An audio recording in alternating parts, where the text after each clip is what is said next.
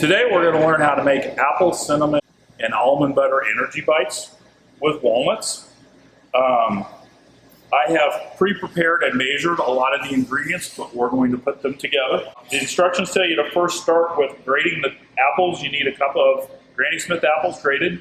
And once you get it grated, then we're going to put about a teaspoon of lemon juice on it, stir those up, keep them from browning. Later in the instructions, it tells you to measure out a quarter cup of cranberries and add those to this mixture. So the cranberries are on there with that. Our next step is to stir together the oats, the cinnamon, the flaxseed, the salt, walnuts, and allspice. The nuts you don't see probably very well because it tells you to crush them. And then the last thing it wants you to stir together is the almond butter, honey, and some vanilla. And once you have all these put together, we're going to start by putting the oat mixture with the almond butter mixture and stirring that together.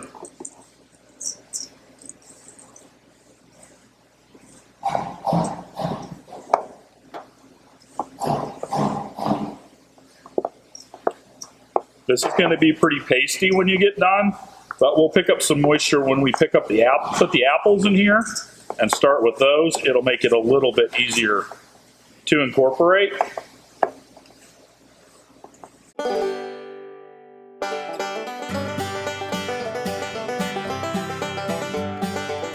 So we've got a pretty good start on that. So now we're going to put the apples and the cranberries with that.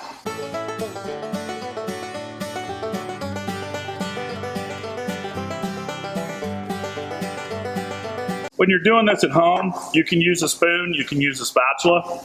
You can also just use your hands if you want to, once you've washed them and know they're clean, to help incorporate this stuff together.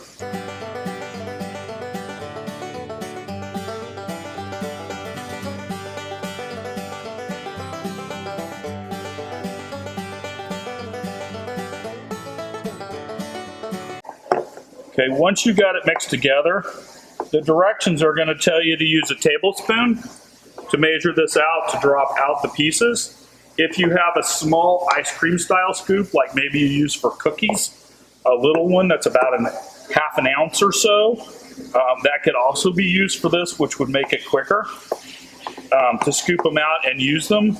The other option, which is what I'm going to do here today, is to just use your hands.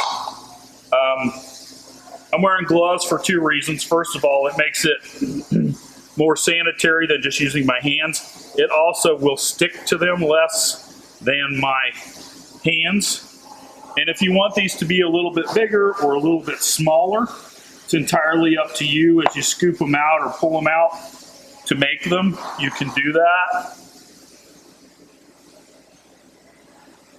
You want to try and be fairly consistent in your size once you get going, because that'll help them dry and set up where you can then store them. And you should cover them, put them in a covered container and store them refrigerated once they've set up just a little bit in the air. And then you'll be able to keep them in the refrigerator easily for a week. And again, if you want really perfect little circles, you can use a little cookie dropper, like a small ice cream scoop. And that'll let you get, pretty much perfect shapes. And if you want bigger snacks, you can just make bigger pieces. Thanks for joining us for this today.